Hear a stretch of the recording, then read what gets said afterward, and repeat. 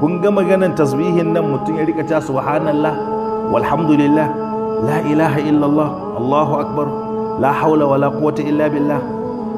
Ka tashi da safe ka ce astaghfirullah al'azim alladhi la ilaha illa huwa al-hayyul qayyum wa atubu ilayhi so uku, da yamma ka faɗi so uku. Ce aka yi wanda yayi wannan tasbihin duk zunubin shi ko sun kai kumfar teku za a ga kai ko gudu yayi a wurin yaƙi aka ce wallahi an gafarta mai. Ko yaƙi ake mutum ya tsero idan yayi wannan to ran nan an yafe mai. To nan mutum ya rika wasa da waɗannan abubuwan kawai zaman su ya kyale wasu su ta yi shi ya to ga kuma sallatin annabi sallallahu alaihi wasallam da kayi Allah ya ma 10 ta dalilin shi a sa mala'ika su yi wannan ma ran nan jiya cewa aka yi nan muka karanta cikin abin nan ba cikin jilawul afham shekaran jiya yaushe ne lahadi ne